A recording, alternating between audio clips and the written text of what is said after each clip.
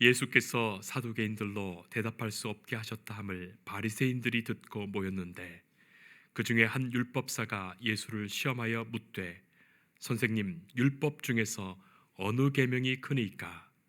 예수께서 이르시되 내 마음을 다하고 목숨을 다하고 뜻을 다하여 주 너희 하나님을 사랑하라 하셨으니 이것이 크고 첫째 되는 계명이요 둘째도 그와 같으니 내 이웃을 내 자신같이 사랑하라 하셨으니 이 두 계명이 온 율법과 선지자의 강령이니라. 아멘. 제가 신학대학 다닐 때 아주 크게 충격을 받은 그 철학자가 있었습니다. 여러분도 많이 보셨겠지만 속생활의 발견이라고 하는 책입니다. 그게 한 5권으로 나와 있습니다. 임어당이라고 하는 중국 계통의 이제 학자입니다. 하버드 대학 교수로 있으면서 계속해서 많은 책을 냈고 많은 사람에게 감동을 주긴 했습니다. 그런데 그것은 무신론입니다.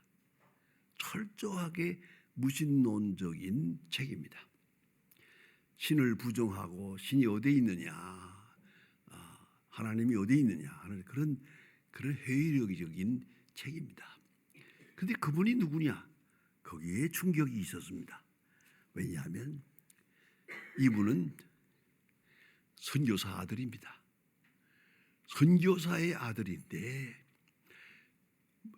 하버드 대학에서 공부하면서 무신론자가 됐습니다. 그리고 무신론적인 책을 많이 냈습니다. 그 마음이 아팠습니다. 그 책을 읽을 때마다 그 사람의 얼굴이 보이고 이 사람 이러면 안 되는데 그런 생각을 많이 했었는데 말년에 회개했습니다.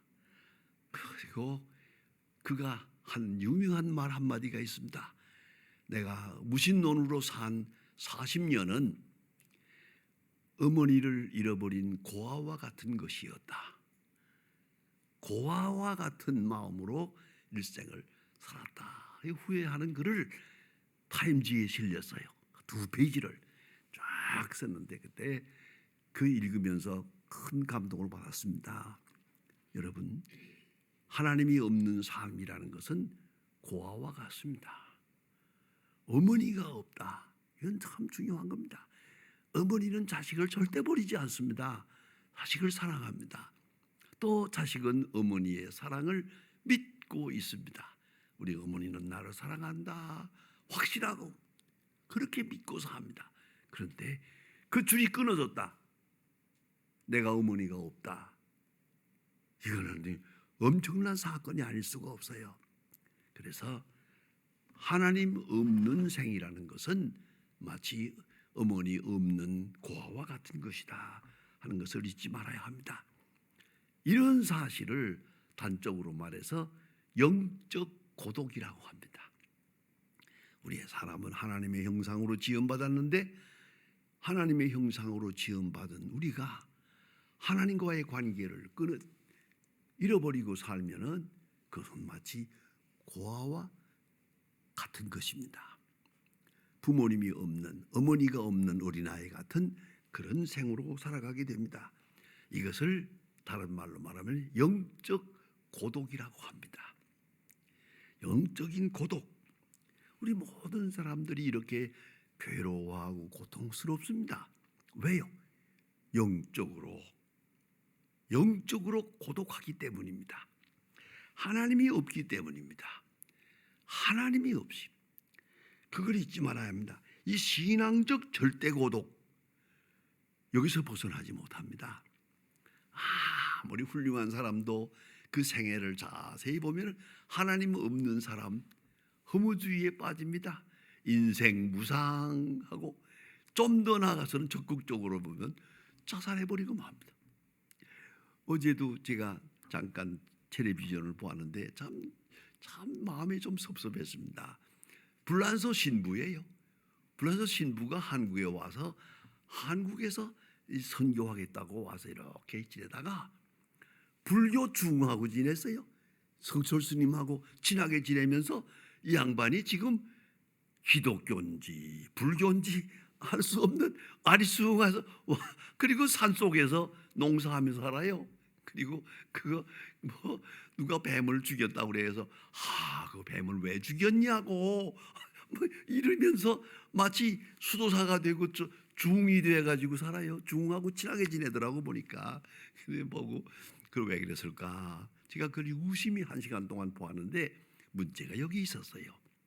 자기가 그 중에게 자기 과거를 얘기하는 거예요. 자기 동생이 아주 천재였대요. 고등학교 다닐 때 아주 전부 올 A 천재적으로 공부를 잘하고 머리가 좋았대요. 고등학교 다 마치고 나서 자살했대요. 거기서 충격을 받고 자기가 가톨릭 수녀 신부가 되고 또 한국에 선교사로 온다고 와가지고서 불교학에 취해가지고 불교인지 기독교인지 알 수 없는 그런 사람이 되고 그렇게 농사하면서 사는 걸 가만히 볼 때 참 인생 참 불쌍한 사람이다 그런 생각을 해보았어요. 하나님이 없다, 하나님을 모른다. 그것은 영적으로 고아가 되는 것이죠. 그게 비참한 것입니다. 버려진 것입니다. 동시에 두 번째로 생각할 것은 이웃이 없어요. 이웃이라는 건 부모님도 이웃이 될 수 있고 형제도 이웃이 될 수 있고 친구도 이웃이 되겠지만 우리 주위에 있는 이웃이 없을 때 고독한 거죠. 이웃이 없을 때. 그래서 양로원에 있는 그 노인들 고생하잖아요. 그분들이 제일 어려운 게 뭡니까? 아파요, 괴로워요, 병들어서요, 뭐라고 하죠? 아니에요. 고독해요. 제일 어려운 것은 고독이에요. 왜요? 나는 필요가 없다. 내가 생각해 보아도 나는 필요가 없는 존재다. 또 나를 도와주는 사람 없다. 나를 사랑하는 사람도 없다. 내가 자식을 키웠지만 그들도 여기 1년에 한 번도 오지도 않는다. 전화 한 통도 안 한다. 아마 내가 귀찮은가 보다. 내가 빨리 죽기를 바라는가 보다. 이렇게 살아야 되거든요. 이게 바로 윤리적 고독입니다. 이 주변 사람들이 아무도 나를 반가워하지 않는다. 아니 반가워할 이유가 없다. 얼마나 내가 귀찮을까. 내가 빨리 죽어야지. 이 자녀들도 얼마나 나 때문에 괴로운가. 뭐 이런 생각까지 하고 살아야 돼요. 이게 말하자면 윤리적인 고독입니다. 그런가 하면 가장 어려운 것은 실존적인 겁니다. 나 자신이 고독합니다. 왜요? 자신을 알고 있거든요. 내가 이렇게 살고 싶지 않아서요. 이렇게 살았어요. 이렇게 바로 살고 싶었는데 잘못 살았어요. 자기의 인생을 가만히 회고하면서 스스로 절망합니다. 그렇지, 나는 실패한 존재다. 나는 완전히 버려진 존재다. 이렇게 생각을 하게 될 때 실존적 고독, 이것을 괴롭게 생각하게 됩니다. 누가복음 10장에 보면 예수님께서 말씀하십니다. 바리새인 교인이 와서 물어봅니다. 어떻게 하면 영생을 얻겠습니까? 율법을 지켜라. 그래요. 예, 제가 어렸을 때부터 다 지켰는데요. 무슨 율법을 지킬까요? 마지막에 하는 말입니다. 네가 하나님을 사랑하고 하나님을 전적으로 사랑하고 두 번째는 이웃을 내 몸과 같이 사랑하라. 그리하면 내가 구원 얻을 것이다. 그러니까 이 율법사가 하는 말이 너무 재미있어요. 누가 내 율법입니까? 누가 내 이웃입니까? 내 이웃 그렇습니다. 유대 사람들이 생각할 때는 원수와 이웃이 두 나누어입니다. 나와 같고 나와 뜻이 같은 사람은 이웃이고 나와 뜻이 다른 사람은 원수고, 원수하고 이웃하고 둘로 나누는데 이 사람이 물어봅니다. 누가 내 이웃입니까? 그때 예수님께서 말씀하신 것이 바로 유명한 선한 사마리아 사람의 비유입니다. 선한 사마리아 사람의 비유에 보면 한 사람이 예루살렘에 올라갔다가 여리고로 가는 길에 불한당을 맞았습니다.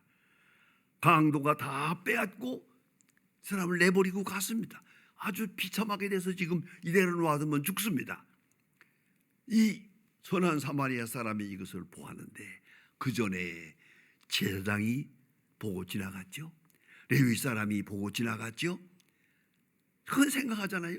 어째 이 비참한 걸 보고 그냥 지나갔을까? 이유는 간단합니다. 두 가지예요. 하나는 내가 지금 하나님의 일을 하는 사람인데 제사를 드려야 가는데 이 부정한 시체를 만지면, 이 사람 만지다가 죽으면 이 제사를 못 드려요.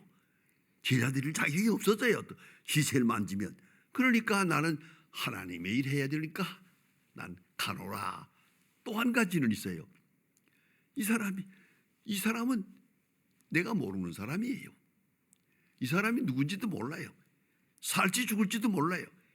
이 사람 때문에 내가 해야 할 거룩한 일, 하나님의 성전에서 봉사하는 이 귀중한 일을 못하게 돼서는 안 되지. 가버린 거예요. 마지막에 선한 사마리아 사람이 지나가다 보고 이 사람을 돕습니다. 말에 태워가지고 가서 요관에 가서 누려놓고 치료를 해줍니다. 다 도와주고 마지막에 치료가 비가 모자라면 내가 뒤에 와서 갚겠습니다. 내가 없는 동안에도 이 사람을 도와주세요. 부탁하고 갑니다. 이렇게 참 이웃이 됐죠. 당시 유대 사람들이 멸시하는 사마리아 사람이 오히려 이 사람에 대해서 참 이웃이 된 거예요. 예수님 마지막 말이 중요합니다. 너도 이렇게 하라. 너도 이렇게 하라. 사마리아 예수님께서 말씀하시죠. 그래야 이웃이 있고, 이웃이 있어야 네가 산다. 이웃이 있고야 내가 산다 말씀하고 계세요. 여러분 잊지 말아야 합니다. 유대 사람들은 율법을 잘 지키기 위해서 아주 그 부칙이 많습니다. 뭘 하지 말고 뭘 해야 되고 뭘 해야 되고. 나 그 중에 더 재미있는 얘기가 그 읽은 것이 있습니다. 안식일 날이 됐죠. 옷고름을 맸으면 풀지 마라, 풀었으면 매지 마라. 불이 꺼졌으면 켜지 마라, 꼈으면 또 켰으면 끄지 마라. 이것도 안식일 범하는 거예요. 부칙이 많아요. 얼마나 많은지 아세요? 613가지예요. 그 가운데 네거티브, 하지 말라는 것이 365가지. 그리고 하라 하는 것이 248가지. 이렇게 많은 법칙이 있어요. 이렇게 하라, 하지 마라, 이건 하지 마라, 이건 하라. 그게 맞습니다. 그런데 예수님은 간단하게 말하세요. 이웃을 내 몸과 같이 사랑하라. 끝. 한마디면 돼요. 왜 내 몸과 같이? 뭘 그렇게 복잡하게 생각하냐? 내 몸과 같이, 이웃을 내 몸과 같이 사랑해야 한다. 얼마나 중요한 얘기입니까? 그 말에 깊은 의도가 있어요. 내가 나를 사랑할 줄 모르면 이웃도 사랑하지 않아요. 아시겠잖아요. 여러분 어머니가 됐죠? 내가 나를 소중히 여기지 않고 내가 행복하지 않으면 자식도 사랑할 수가 없어요. 심지어는 이런 생각을 하죠. 너는 왜 태어났냐? 너는 왜 태어나가지고 말썽이냐? 라고 생각해요. 내가 나를 소중히 여겨야, 내가 행복해야 자식도 소중한 거예요. 안 그래요? 이 이웃이에요. 그 이웃이 살아야, 내가 살아야 이웃이 사는 거죠. 내 몸같이. 이거 뭡니까? 자기 사랑이 없으면 이웃도 없다 그 말이에요. 내가 나를 사랑할 줄 알아야 돼요. 내가 나를 소중히 여길 줄 알아야 돼요. 그런 의미에서 자기 존재가 중생해야 돼요. 중생이란 뭐예요? 십자가 안에서 자기를 발견하는 거예요. 십자가의 사랑을 발견하는 거예요. 하나님이 세상을 이처럼 사랑하사 독생자를 주었다. 하나님이 예수를 십자가에 못 박을 만큼 우리를 사랑했어. 거기서 십자가 안에서 내 존재를 발견하는 거예요. 기본적인 존재예요. 능력도 없고 재주도 없고 아니 주께서 나를 위하여 십자가에 돌아가셨어.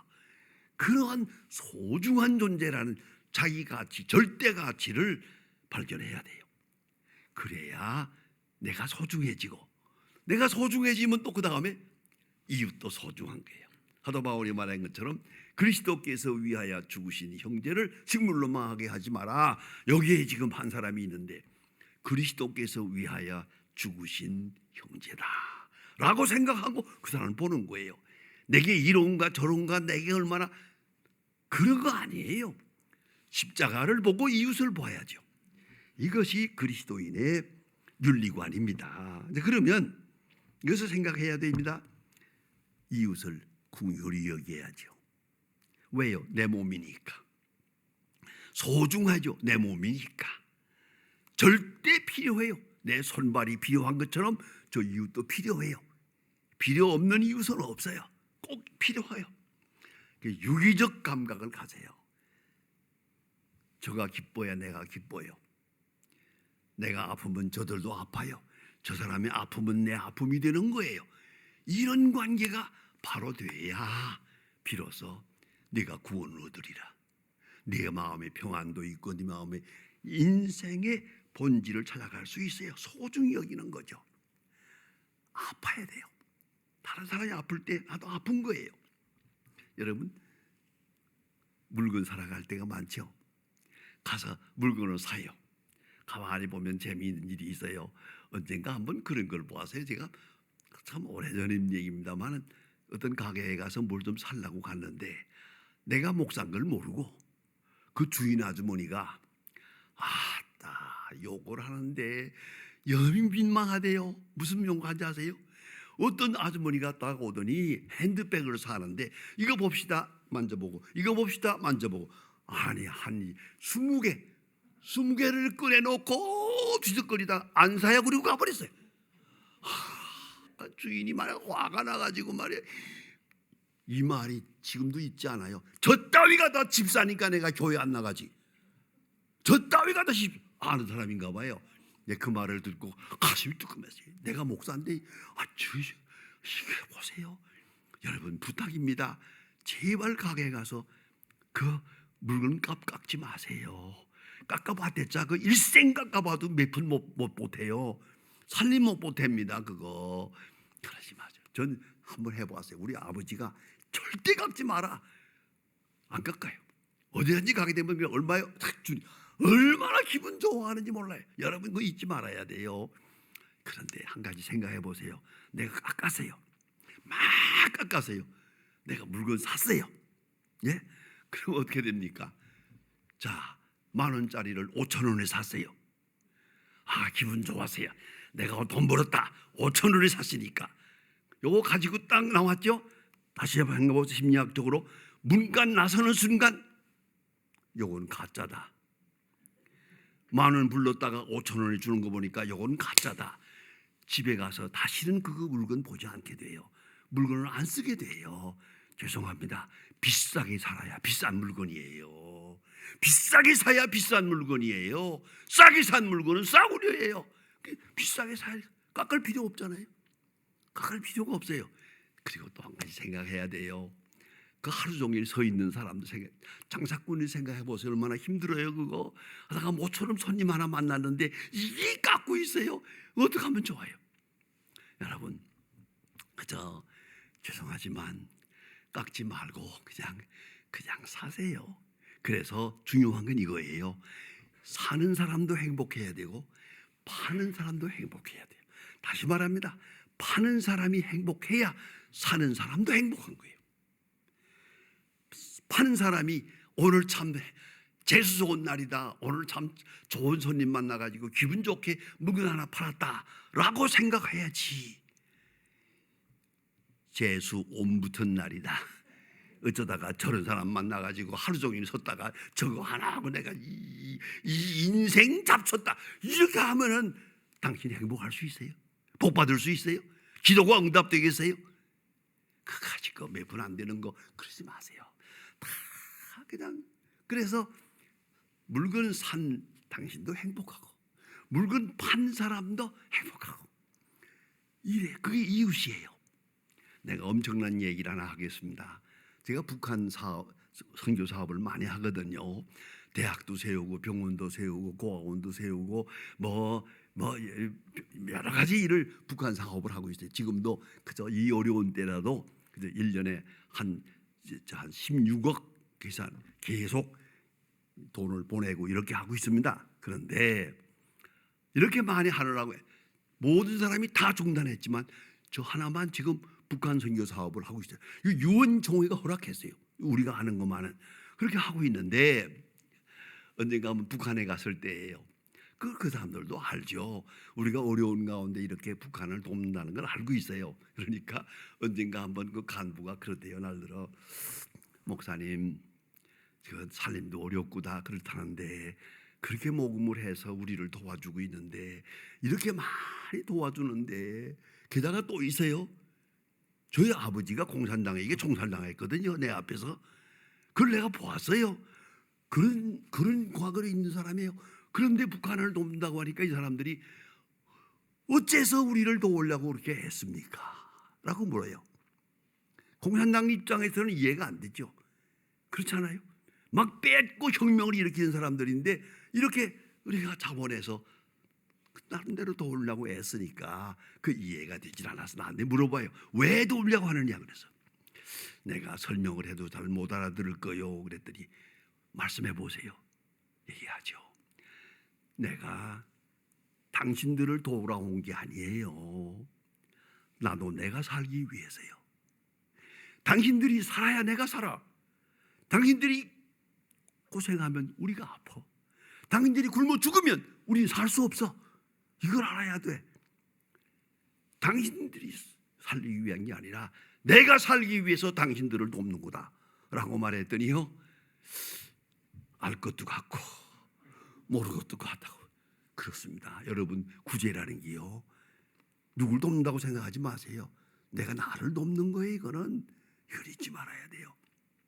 여러분 너무나 잘 아는 테레사 수녀, 일생 동안 그 요양원에 있는 사람들을 위해서 다 죽어가는 호스피스가 거기서부터 생기지 않았습니까? 곧 죽어가는 사람들을 위해서 봉사하는 거예요. 곧 죽을 사람들을 위해서 일생 동안.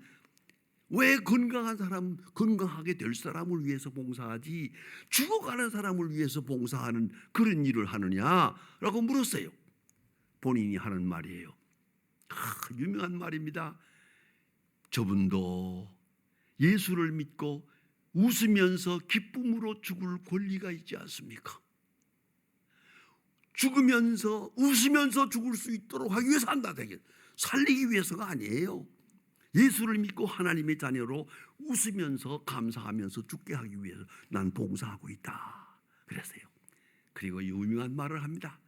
나는 저렇게 임종이 가까운 이 불쌍한 사람들을 도울 때 가끔 그들의 얼굴에서 예수님의 모습을 봅니다. 예수님의 모습을 봅니다. 여러분, 이웃이라는 게 이런 거예요. 이웃이 살아야 내가 살고 이웃을 기쁘게 하고 내가 기쁘게 해요. 여러분, 부부간에도 어때요? 아내를 슬프게 하고 남편 기뻐할 수 있어요? 잘났건 못났건 그 아내의 이게 웃음을 주고야 저도 행복할 수가 있는 거예요. 남을 속삭이고 남을 죽게 하고 남을 고통스럽게 하고 나이가 행복할 수 있나? 천벌을 받을 거지. 이거는 안 되는 거예요. 그런 거로 이웃 사랑하기를 내 몸같이 하라. 얼마나 중요한 얘기예요. 이웃 사랑하기를 내 몸처럼, 이웃의 명예를 내 명예처럼, 이웃의 기쁨을 내 기쁨처럼, 이웃의 행복을 내 행복처럼. 그러기 위해서는 가장 중요한 거, 돈 안 드는 게 하나 있어요. 그게 뭔지 아십니까? 칭찬이에요. 이웃을 뭐 물질로 돕고 그거 아니에요. 그거 오히려 더 상대방을 괴롭힐 때도 많아요. 가장 중요한 것은 상대방의 장점을 발견하는 거예요. 당신은 소중한 존재입니다. 당신은 소중한 존재입니다 하는 존재의식을 가지게 하고 그를 칭찬하는 거예요. 삶을 칭찬하고 그 오늘을 칭찬하고. 그 칭찬이라는 거 참 중요해요. 그 재밌는 말이 있습니다. 책에 칭찬은 귀로 듣는 보약이다. 칭찬을 들으면 몸이 건강해져요. 칭찬을 들으면 병도 나아요. 칭찬을 들으면 용기가 생겨요. 이건 귀로 듣는 보약이에요. 보약 먹는 것보다 더 중요한 거예요. 그 다음에 하나 더 재미있는 얘기가 있어요. 칭찬은 주옥에 내용이 없다. 누가 칭찬하고 누가 칭찬을 듣는 게 없어요. 칭찬하는 사람도 행복하고 칭찬을 듣는 사람도 행복해요. 그러니까 이제부터 싹 지워가지고 오로지 칭찬만 하세요. 비판을 하지 마세요. 그건 해로운 거예요. 뭐 위에서 잘하기 위해서 천만의 말씀. 여러분 유명한 말이 있잖아요. 고래도 칭찬은 춤춘다 그랬지. 고래도 칭찬하면 춤춘다. 여러분 아이들 공부하는 것도 그저 잘 못해도 잘한다 해 공부를 잘하지. 어쩌다가 이런 게 태어났냐? 그러면 되나요? 그게 망조가 들어서 안 되는 거예요. 자존심을 살려야 되고 행복을 살려야 되고 그런 거로 칭찬은 아주 중요한 것이죠. 그리고 여기를 위해서는 가장 중요한 문구는 자기를 부인해야 돼요. 선한 사마리아 사람의 비유 여러분 잘 알죠? 마지막에 자기 이름이 없어요. 누가 봉사했다는 말이 없어요. 제가 신학대학 교수님 한 사람을 아는데 언젠가 한번 그런 얘기를 해요. 찬송가 부르잖아요. 부름받아 나선이 몸 있잖아요. 그 찬송가 3절에 보면은 이름도 없이 빛도 없이라는 말이 있어요. 언젠가 한번 나보고 그래요. 그 교수님이. 이름도 없이 빛도 없이. 난 안 불러. 왜요? 이름과 빛은 있어야지. 그것까지 뺏으면 안 되지. 그래서 내가 이름도 없이 빛도 없이 그것만 사랑이에요. 이름도 있고 빛도 있다면 아니에요. 깨끗하게 선한 사마리아 사람 이름이 없어. 누가 했다는 말도 없고. 그게 아름다운 겁니다. 성도 여러분, 왜 고독하십니까? 고독이 병이에요. 병의 원인이에요. 그것은 하나님의 사랑을 느끼지 못해서. 왜 고독하냐고요? 이웃이 없어서. 내가 이웃이 되어야지요. 좋은 이웃이 되는 것이 먼저예요. 좋은 이웃이 나를 기다려주리라고 생각하면 안 돼요. 그래서 가게에 가나 상점에 가나 음식점에 가나 나는 좋은 이웃이 돼서 어디 가나 모든 사람이 나를 반가워할 수 있는 그런 사람이면 그게 좋은 이웃이요. 내가 좋은 이웃이 될 때 내 존재감이 살아나는 거예요. 내가 행복할 수 있는 거예요. 그래서 예수님 말씀이 이웃 사랑하기를 내 몸같이 하라. 이웃을 내 몸처럼, 내 인격처럼, 내 몸, 내 존재처럼 사랑할 때 비로소 나라고 하는 존재의 윤리가 살아나는 거죠. 이걸 잊어서는 안 됩니다. 이걸 버리고 고독의 길을 택한다면 고독의 결과는 절망입니다. 하나님 없이 살 수 없어요. 이웃 없이 살 수 없어요. 하나님을 기쁘시게 하고야 내가 살고 이웃을 기쁘시게 하고야 내가 행복할 수 있어요. 기도하십시다. 하나님 아버지, 오늘도 주의 이름으로 모이게 하심을 감사합니다. 주는 우리를 위하여 십자가를 졌습니다. 우리를 살리기 위해서 죽으셨습니다. 그 거룩한 사랑을 믿고도 아직 우리가 온전한 중생 없이 항상 우리 생애에서 스스로 절망하고 있음을 용서해 주시옵소서. 원컨대 이웃의 가치를 바로 알게 하시고 이웃 사랑하기를 내 몸같이, 이웃의 명예를 내 명예처럼, 이웃의 감성을 내 감성처럼 그렇게 사랑함으로써 내가 나를 구원하고 내가 이웃을 구원하고 하나님의 뜻을 이루어가게 하여 주시옵소서. 예수님의 이름으로 기도합니다. 아멘.